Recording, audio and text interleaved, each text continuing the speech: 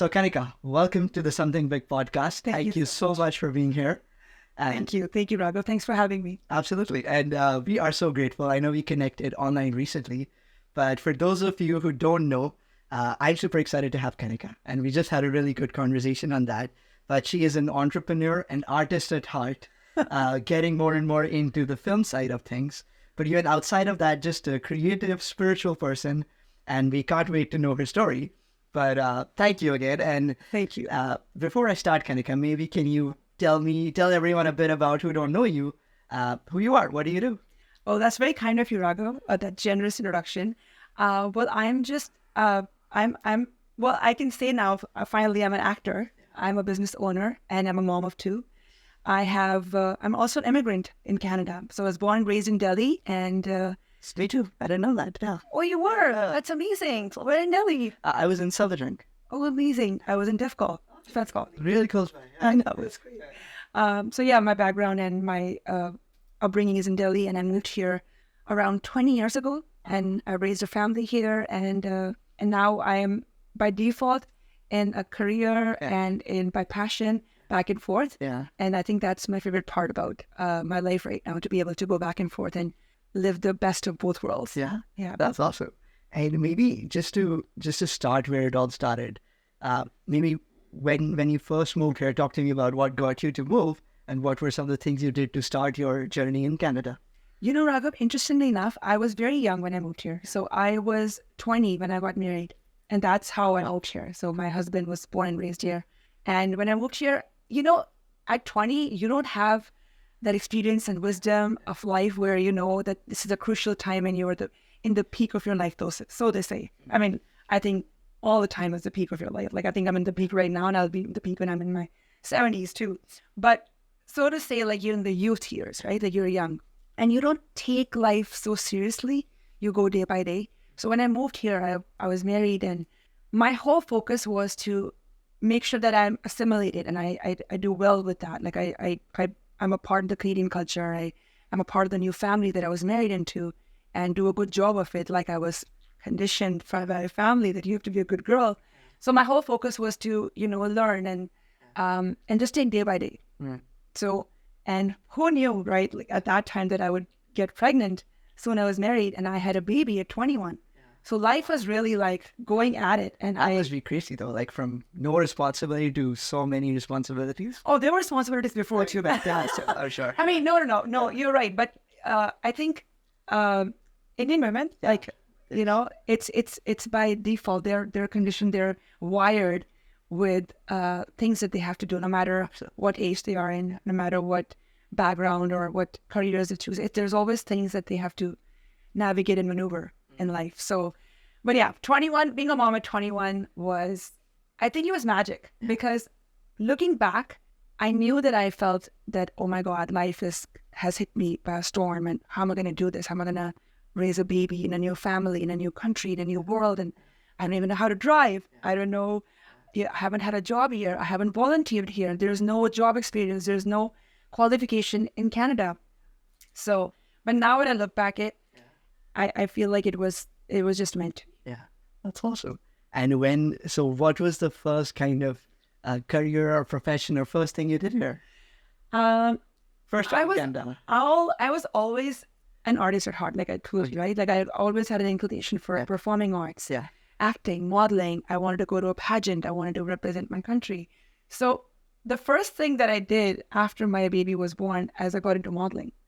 And modeling in Vancouver, like, it's a hit or miss. Yeah. Like, especially if you're not, like, if you're starting out in your 20s and you don't have training in behind you. So I got into it, like South Asian modeling. I got into like commercials, catalogs, runway. And I started to notice how much how much happiness it brought me. Like, I was just happy to, do that for myself. Just, build that confidence and, have that platform. Yeah. So I stuck to it. I did that, and I did that for a few years. And then it became sort of like, But was it intimidating? Yes, it was, because it was new. Before me, like, I hadn't seen or hadn't really experienced people or women pursuing modeling when the baby's a toddler. Usually they're like, And there was also a lot of pressure of like having a regular job and, picking a profession and sticking to it and doing a 9 to 5 and, Take care of the kids, all that stuff. take care of the kids. And why modeling? Why, something in entertainment? Like why something in fashion? But again, I wasn't thinking all those things. I was just listening to my heart, which I still do. That's awesome. Intuition is powerful. Yeah, intuition is powerful. And then what stage did you decide to start your own business? So I was always inclined to fashion and modeling, like I said, and I wanted to bring Indian designing and Indian craftsmanship and the work of Indian designers here, because I felt that there is a little bit of a gap because, a lot of people, they're not necessarily educated about what Indian designers do, whether it's textiles, whether it's, handlooms, whether it's, cotton or, sourcing, fabrics, designing. So I actually tapped into the market of Indian designers, and I started working with Indian designers and opened a boutique studio where I retailed and stocked Indian designer wear, and that started 8 years ago. Yeah, it's been a while. Yeah, Yeah. And how has the journey been on that kind of business so far? it's been incredible, Raghav. Every business goes through its ups and downs, and especially if it's come from your heart and not from your mind. Like I got into fashion and the business of fashion because I was personally, it was my passion. It wasn't like, oh, this is going to generate X amount of revenue, right? It was just like, I love doing this. Let's make this into a business. And I literally reached out to designers who I personally loved. So my first designer that I brought in India or in Canada was Masaba Gupta. So I introduced her in the Canadian market, and I loved her designs, and I brought her. And then so forth, I started bringing more designers like Papa Don't Preach, Shubhika, Manish Malhotra was already very well known. But again, I got to do exhibits with them and pop-ups with them, and it's been fun. That's awesome. So I can sense that. I was telling you before we started this as well. You're a positive, optimist person. I can definitely see you negating your struggles. But I know, on the surface, especially with social media, everyone would look at Adore by Kanika or just your journey and looks like, oh, it looks really pleasant. Like, one thing led to another. She looks so good. Everything is perfect. Jingle bells, all that stuff. But especially starting off in the fashion industry, specifically in a business, I'm sure there would be a lot of challenges. It's not easy financially, mentally, all those things. Can you maybe tell us what the journey was like? Raghav, I think the pivotal point in my life was, it wasn't a day or a moment that I can pinpoint, but the most crucial point in my life was this awareness or this guidance from inside, where I had to, tell myself that I'm going to get out of my own way, that I'm not going to be a victim of my adversities or challenges or conditioning or anything that has come in my way or anything that has become sort of a turbulence in the way that I want to go. And I'm going to take that all and put it aside and just launch into what I want to do. Yeah. And that was a time where I really tapped into my power, where I told myself that, failure is going to happen if it's going to happen. Like, failure doesn't describe who I am, I describe who I am. Like, you can fail, but you can get up and go again, because it's an incident. It's not a person. Yeah. Failure is not who you are. Failure is something that has happened in a specific point in your life, and you can choose to overcome that by telling yourself that this is building you. So when you say getting out of your own way, if I want to maybe more specifically dial down to that, do you mean more, was it a victim mindset you were trying to get out of, or fear limiting? Like, maybe can you give me an example All of that I went through? All of that and more, because I think, and again, coming back to women, especially women of color and women in our culture, South Asian women, there is something has to be said about how it's just in the genes, it's just in the upbringing, it's the way our culture is, it's rooted in the essence that, women have to be the ones providing, like women have to be the ones catering to others. And we're always glorified for sacrifices. We're always glorified for being the last one to eat, being the first one to serve and take care of everyone's needs. It's It's a mindset that we're raised with, it's a conditioning, and it becomes a part of your system. It's such a rooted sense of your being that you forget that, you have to cater to your own needs. You have to fill your own cup, as cliche as it sounds, but you have to, because women by default, they're nurturers, they're compassionate, they're wired to, give love to others. They're wired to birth babies and nurture them and nurse them and raise them. So our bodies are, built that way. But don't let the world manipulate that into telling you that, you are not good enough, or you're incapable, or you're not beautiful, or you're not brilliant, because you're all that. And if someone's telling you that, that is a lie.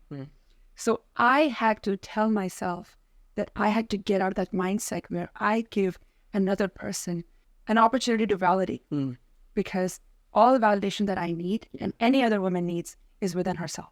But so specifically going to that, right? Like, just to take a step back, one of the big themes of this podcast is I want to ask the questions and get the things I would want from someone else, or it's like my one-on-one mentorship session where, things me or someone else might want to know from someone who's gone through a certain challenge. Absolutely. But like, you're trying to find the way out of that jigsaw puzzle.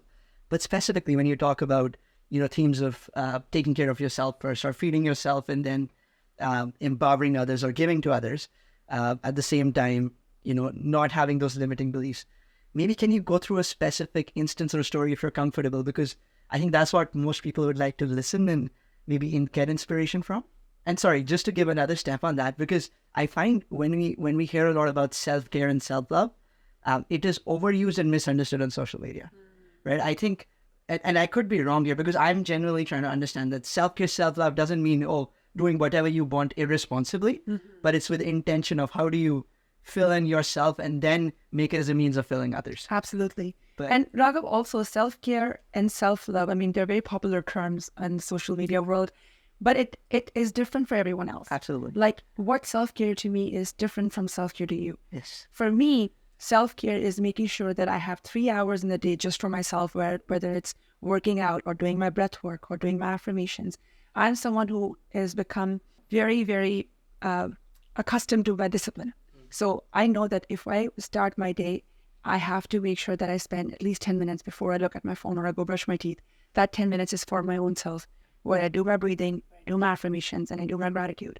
Because those are the things that have gotten me out of very hard, turbulent times.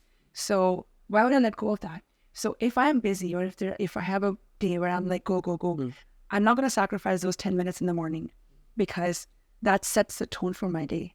And self-care for me is also taking care of my well-being, my mental health, my physical health. Going to the gym, whether it's going out in the nature and hugging trees, or my mental sanity, or taking the 10 minutes in the morning and 10 minutes at night. So that's self-care for me. But I know that these results are crucial for, like, once I got into the habit of consistently doing these things, my life transformed. So why would I give that up? Yeah. That's amazing. And then, so you started Adore by Kanika 8 years ago, right? Absolutely. Yeah.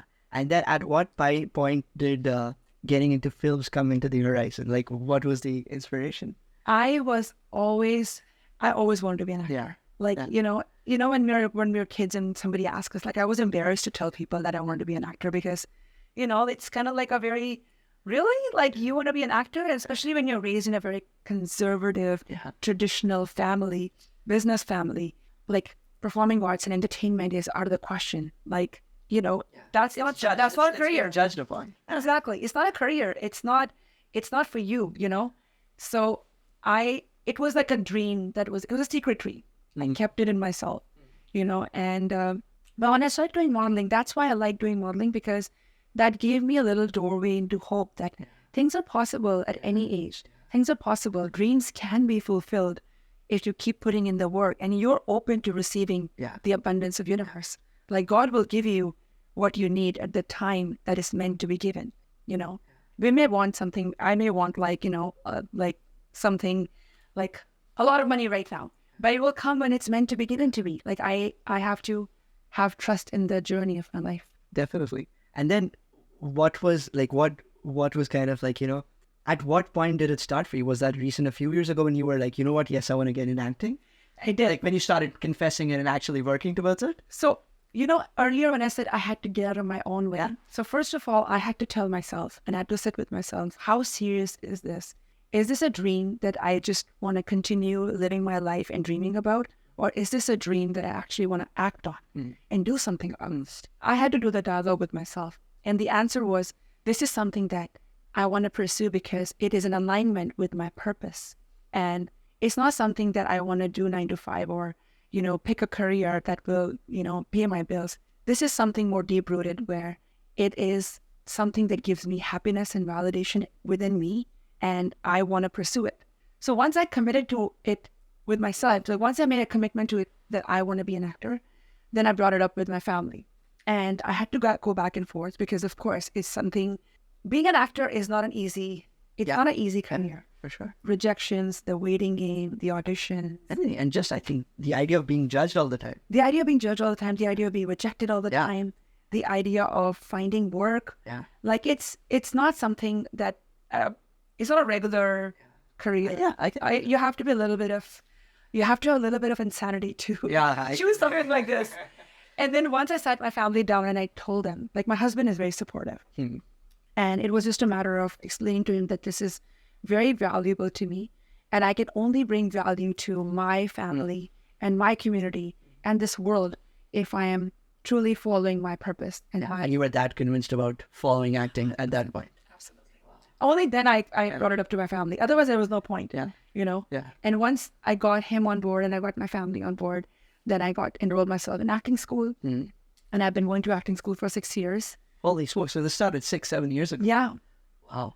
I did my first feature film last year. I've been training to be an actor for 6 years. Wow. Yeah. And that is, and what I'm really like adoring or impressed about this part is like, so you obviously have a family, you ran a business, 2 kids, and at that stage you're like, hey, I want to get in this, and went into film school or acting school. Absolutely. Wow. And it's also, sometimes you feel, I know that you're a spiritual man yourself, Raghav. I feel in my journey, sometimes you don't even make your decision. Oh, absolutely. I know it's crazy as it sounds. Yeah. But when you actually surrender to the divine power of the universe, and when you actually tell the universe or the God that you believe in or your spiritual master, whosoever it is, when you tell him or her that I am giving my life decisions to you, then you're just a witness to your life. I am such a big believer. Like I've seen that. Right? And it's against my being because Because you have to lose control. Yeah. It's insane. Yeah. It's not easy because you're like, but I wanted to do this, but you have to let go of so many attachments. You have to let go of so many of your own. You have to unshackle and let down your guard, and you have to be truly vulnerable. You have to truly trust. I did not. I'm a very energetic, hyper, adrenaline person. Yeah. Like I want to know what's happening. What are we doing? What are we doing? I want to know the results. I want to, But once my faith and belief in God and in the universe and got so firm that I was like, there can be no mistakes. There are no bad decisions. There are no wrong paths. Yeah. I am on the divine path. God is making me walk on this path. He's leading me on. And I will just, I'm just going to follow his lead and just witness the magic in abundance.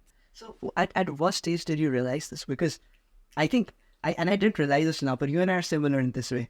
I'm guessing, so when I was, especially in my just becoming 20, my motto in life was, I control everything. I'm the master of my fate. I'm the captain of myself. Like generally that's a typical 20-year-old. Yeah, generally. But I'm the king of the world. Yeah, but actually I was really more intentional because if I wanted something, I would be like, I'll come up with 100 different ways. But then I realized I am so not in control. Yeah. Like, and I'm still realizing I struggle with it. Like, you're right. Yeah. You're right, because there's no specific moment where you feel like you're not in control, but you'll feel resistance in your life. Yeah. You'll feel that you're coming in your own way. You're being, resisted. You're not in the flow, because the flow is actually controlled by the divine, right? You are not the one you're only going to let go and be a part of the flow and then witness whatever is meant to happen. So sometimes you also have to let go of some things that you've been attached to for years. And that's why it's painful and it's uncomfortable. What was something you had to let go of? I had to let go of attachments. What kind of attachment? So the pivotal point in my life where I also struggled with a lot of grief and mental health struggles was when my parents passed away. No, it's okay. My mom and my dad passed away within a year, and I was faced by a storm that I wasn't ready for. I already lived halfway across the world from them, and well, fortunately, I was in India when my mom passed. But one after the other, when you lose someone so important in your life, you are faced with a lot of grief and a lot of things that you have to navigate through emotionally and mentally. And I think I wasn't ready because, I mean, you're never going to be ready for your someone you love so dearly to lose. But I wasn't ready for so much grief to just, deal with. And then I was faced with a lot of mental health challenges and a lot of days where I was depressed and did not want to, throw or do anything. Yeah, but there was also things that were happening simultaneously that were adding on to that grief. Like my family was sort of falling apart, and there were things that were happening. Nothing was adding on. So I went through like a rut in that period. And everything seems to go down, and that's exactly every single thing. I mean, every human being goes through a dark phase in their life. But again, at that time, I called it adversity. But now I look at it and I call it opportunity, because those were the times that taught me my most valuable lessons, and also taught me how to self-soothe and parent my own self and mother my own self, and, and be okay. Because you're never going to be okay with grief, or you're never going to be okay with it. You just have to learn to cope with it and deal with it and make it a part of your life. That it's not going to define again who I am. But so, and we can skip some of it so that we know if anything is you don't want to talk about. But within that time, after you've gone through all of that, you're obviously you're in that zone where, if I have to name it, you're feeling terrible. You don't want to feel like it. You feel like all different kind of guilt. Sometimes maybe I could have done whatever different things. What did you start changing in terms of your daily habits or action or things you did which helped you get out of it? Because it is a rut, and you keep on going through the same day again and again. That's a very wise question, Raghav. That's very wise, because I didn't even know that I had... See, when you are in the dark place, you don't even know immediately that you have to do things differently. You just feel sorry for yourself. You just feel bad. You feel like you're like a victim. You've been stabbed. You feel like, oh my God, why me? Why me? But I think the narrative changes when you have the awareness that I have to do something. I have to get up and do things different. I have to add movement in my life. I have to do some breath work. I have to journal. I have to hug trees. I have to talk to somebody. I have to seek help, professional help. I have to create or make my support system, who are people who are going to be my safe place, where I can unpack and be vulnerable and be myself and speak my truth, and not be looked at like, oh, this is taboo, or this is another day, or, there are people who are suffering silently. And there are people who are absolutely, they don't even know how to seek help. So there's no shame in admitting it. And B, there's no shame in asking for help. So if you are asking for help and you are not getting it, you're in the wrong place. So I had to make a lot of changes in my life and equip myself with tools that would help me. Was it something which you did yourself, or at the first step was you reached out to someone, got help, and they advised you to do these things? Well, I seeked therapy. So I went into therapy. I went into grief counseling, and I got a lot of help from there, because they're professionals. They know, and they have seen a lot of different people who have different kind of struggles. So I think that was my number one step. And then it's a lot of diving into your own. I think the most work that you'll do as a person is on yourself, within yourself, because at the end of the day, I know it sounds cliche. We come into this world alone, we go alone. And we are our, absolute favorite companion, because we spend a lot of time with ourselves. So you have to dive into your demons at the end of the day. You have to dive into what is not working for me. You have to dive into calling yourself out at the end of the day, and not be like, oh, this happened to me, or that happened to me, or this person was unfair, or that incident was unfortunate. Like, you have to call it, like, what could have I done? Or what can I do from now on to be the hero and not a victim in my story?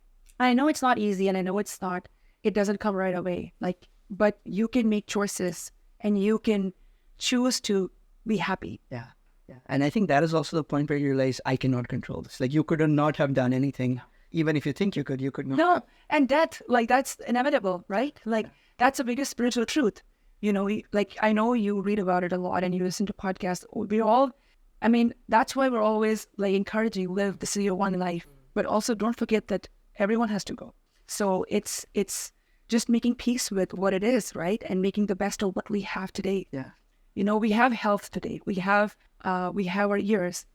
We may be older tomorrow. We may be, so what are you doing with that? But I'm going to switch the tangent for a second. For sure. That. But I was reading something, or I heard something or read something, and that was one of the parts I was most excited to talk to you about, is everyone I've seen, in general, there's power of routines. And in general, a theme is not getting up at 4 a.m. and 5 a.m. doing. And I saw that you're a night owl. I'm texting you at 1 a.m. and you're replying right now. I was so happy because that's me. But I am a night owl. Yeah. I don't sleep at night. Because I remember, even last night I texted you. I think it was around 1 hour, but I'm still doing things, and I'm like. And I was thinking in my head, I'm like, is it appropriate to reply back right now? Yeah. But then again, I've been called out for texting late. Yeah, but that is the moment I saw that you wrote it something that, oh, you're a night owl. I was like, okay, I can text you this because morning might be too early. So I was like, let's do that. Yeah, no, I'm an idol, but I've also taught myself to wake up early, but I have to. Of course, yeah, of course. And then, but the habits and the consistency you talk about, do you end up doing a lot of that in the morning, or is that for you in the night? Anytime I wake up, it doesn't matter, because on the weekends, I wake up usually later because kids don't have to go to school. So anytime I wake up, the first thing I do without looking at my phone or without even opening my eyes, and one of my spiritual masters taught me this, is to close my eyes and smile at myself, because again, that's self-validation. Like, why do I have to see the first person who would be smiling at me? Smile at my own self. Say thank you for another day or another morning. Say 3 things that I'm grateful for before I even open my eyes. And then I have also added another thing in my ritual, which is I tell myself or I affirm, how is my day going to be? So, and it depends, it varies. Like some days I wake up with myself and I would tell myself, today I'm going to walk ahead with being the best version of myself and be graceful and forgive and also give people a lot of grace. And some days I wake up and be like, today I'm going to have 3 big clients and I'm going to make this much money. But that sets the tone for my day. It takes 5 minutes, Raghav. Yeah. It's most powerful because I haven't even opened my eyes. Yeah. I know that I'm awake and I'm kind of like half sleepy, half awake, but my body is getting set up for the day. So 3 things I'm grateful for. Usually they're the same. I would say thank you for my family, thank you for being healed, for my health, and thank you for this another beautiful day that I get to live. But then I'll say, this is how my day is going to be. And most of the times, those things come true because I already, set like a sort of a transaction with the universe. Yeah, that's amazing. And, switching, I'll go all over the place here. That's okay.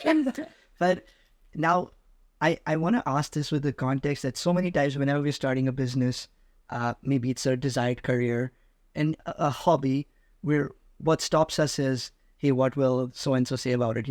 Maybe if I say it, or how will my siblings, my parents judge me? Or we don't say this out, but we feel it. Of course. So especially when you were getting into fashion or in acting or any of those places, did you maybe see people saying things which were they're just judging your, not with the right things? Yes. Well, is there anything you can share about any of that? At what stage was it? And I think when I went through my journey of awakening and diving into a little bit within myself and, looking at myself as being the source and not outside validation, a lot of it came from within, where I had to shut down the noise and say that this is not going to determine my course of action in life. There's no human being who has made everyone happy. There's no human being who is liked by everybody. And for me, especially because I'm a woman, I knew that there might be some triggers. There might be people who might be unhappy with, why does she have to do this? Or why does she, especially acting. It's not a career who knows, if I play a homeless person in a movie, in my last movie, I was an antagonist. Yeah, you're a negative role. Yeah. And that might be not approved by some people. Yeah.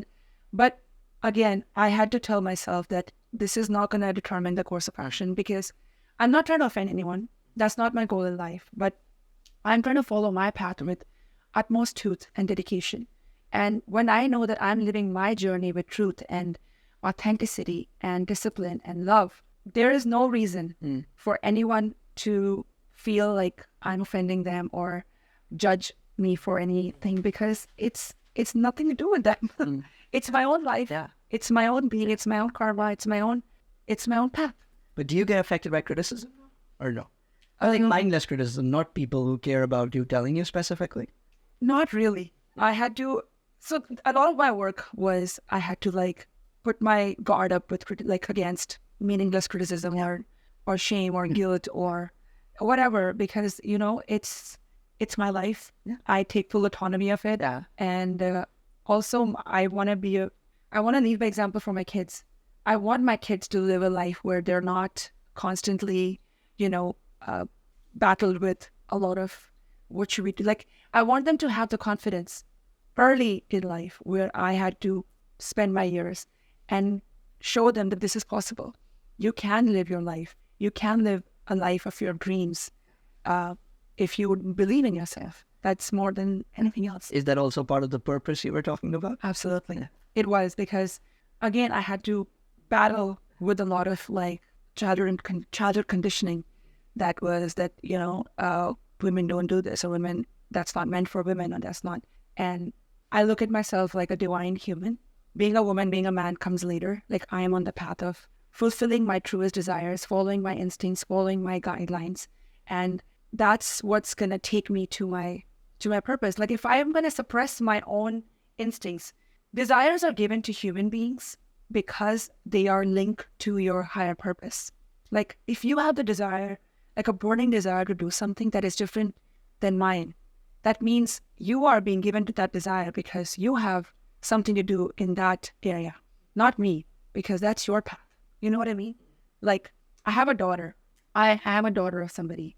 And I feel like women have so much to do where it comes to like taking control of their own life. And I want to be that person who teaches that to my daughter, and hopefully other women too, that they can live their life being their own source, being their own comfort, and being their own validation. That's awesome. Thank you. Thank you. And so special, even, you've touched on this theme, but, there's regardless of the gender, people out there, maybe in their 30s, 40s, 50s, who had kids, but kind of given up on their aspirations or that desire.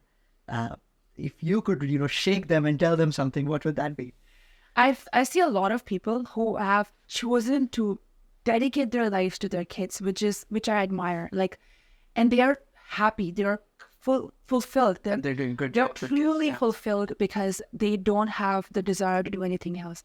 And I have a lot of admiration for that, because that's also a divine purpose, right? Like, they are diving into their parenthood.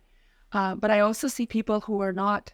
They have the dreams, but they are not going after it. I mean, I don't want to shake anyone and say that you should or you shouldn't. But if there is a drive from within, there's no reason you shouldn't follow it. Absolutely. If there is a dream that you want to do, human beings can do anything in the world. There's nothing that can stop us as long as you are willing to put the work in, and you're willing to be truthfully and dedicatedly walk towards it.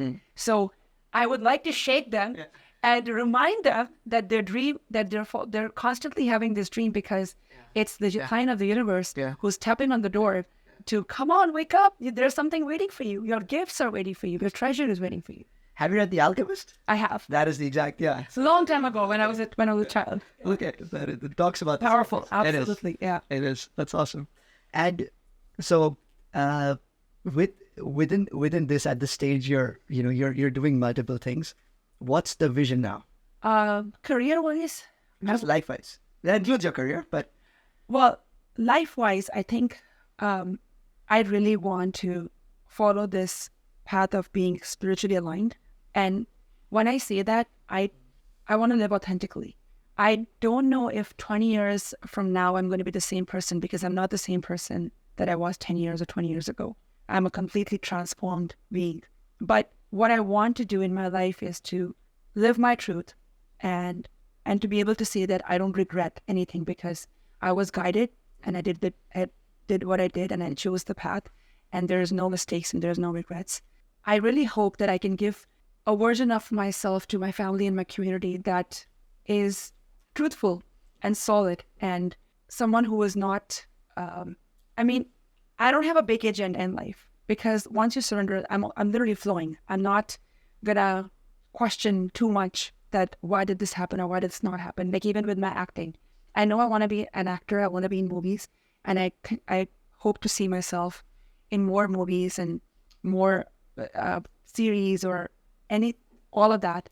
But I'm also guided by a truth within myself that I have to follow the path with complete justice and just be and not question and not control and just flow. So in short, That's beautiful. Yeah. in short, I want to be an actor, and I see myself being an actor, and yeah, that's my goal. That's beautiful. Right? Thank you. Thank you for sharing that. Absolutely. And I love that you died in giving and a spiritual aspect to it. One thing Raj told me, so I met him initially, I think met him a year ago or about. He said, Raghav, one of the best advice got was from my uncle Dave.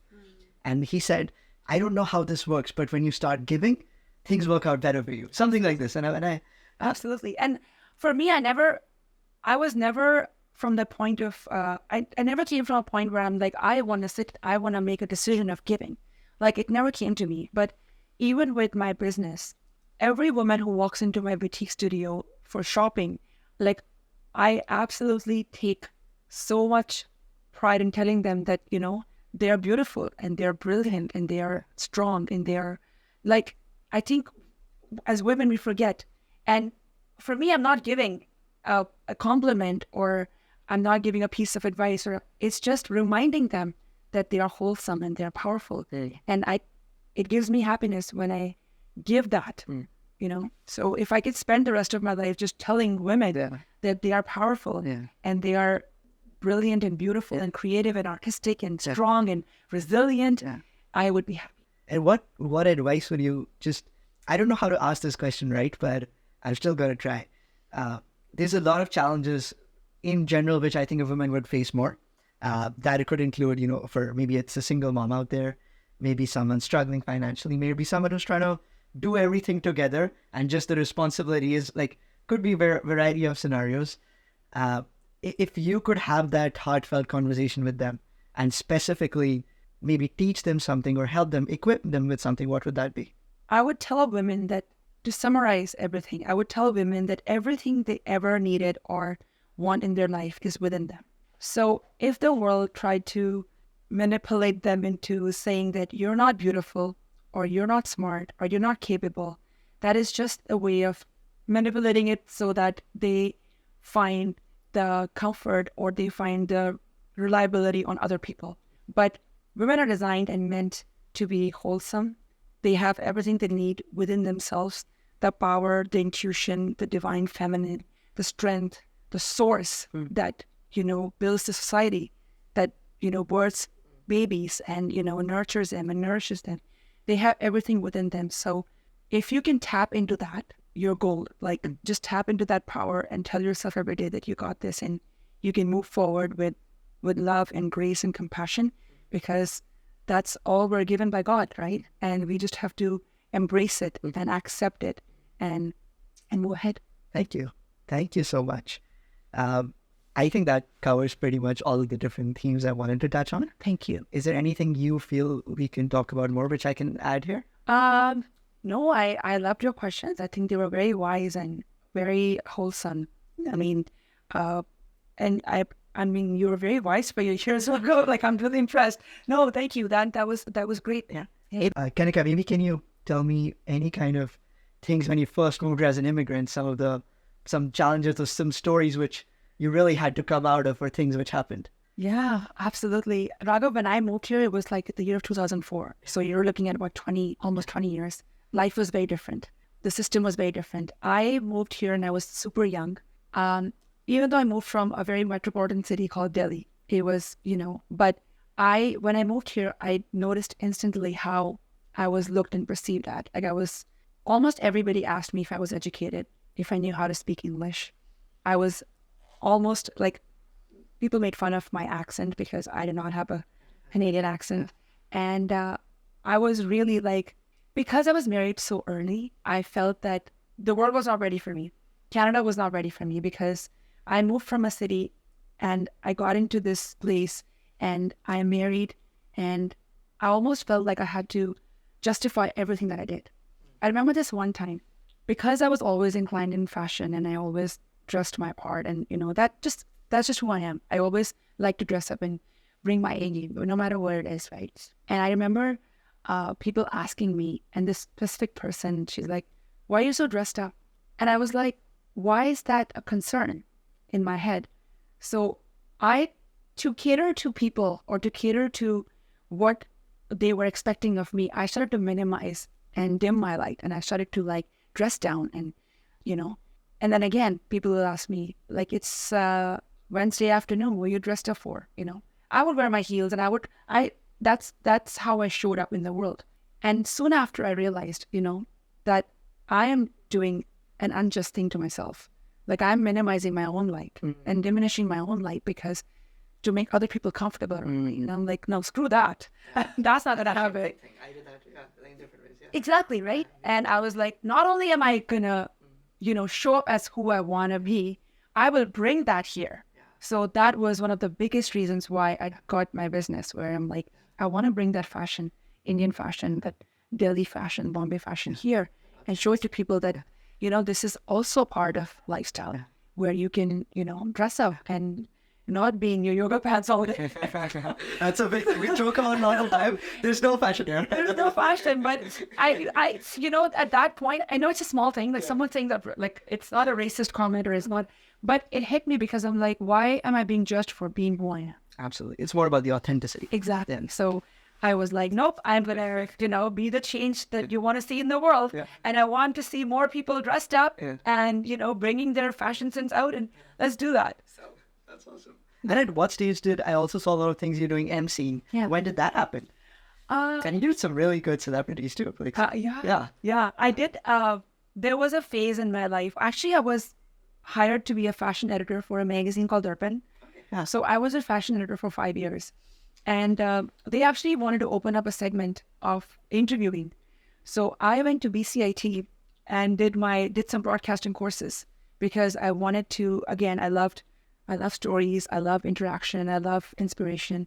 So they opened up a segment where I was interviewing a lot of celebrities, and I got to talk to athletes, actors, singers, name it. And I was talking to them, and it was brilliant because there was so much inspiration in their stories. That's awesome. And over the years, if you could, what would you say would be the top 3 books which have really influenced you? Wow, top 3 books. Influenced you as a person, not just you like reading, but influenced you.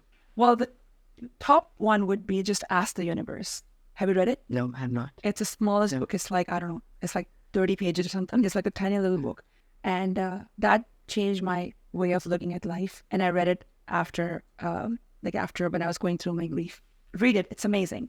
The Alchemist is the other one. Yeah. And there is another book. I can't remember the name of the book because I'd read it in very young years, and it was a spiritual book. But it basically talks about you being the version of you being a soul versus a body. Oh, is it like what? I can't remember the Lane Diamond? Is it one of that, like mini master, something like that? I can't remember. I was super young. Yeah. I was in high school, and I should actually bring back that book to stick out because it's in India. But it talks about how you are operating in this world as a soul and not as a human. But we get lost into the human. You're more than the body. Yeah, you get lost into the human mindset, and get attached to the material and the accomplishments and the attachments. But you are just a soul. So that was pretty awesome. But thank you. And Kanika, honestly, I am so pleasantly surprised with our conversation. Thank you. Because I didn't know I could relate. I wouldn't expect that I would relate so much with you. And I love the sense of, like, you have that sense of authenticity, which is not, in your face authenticity. You're just so good being you. And you have that spiritual part, that giving part, that optimism. I love that. Thank you. And you can see you're so good being you. And thank you for bringing that in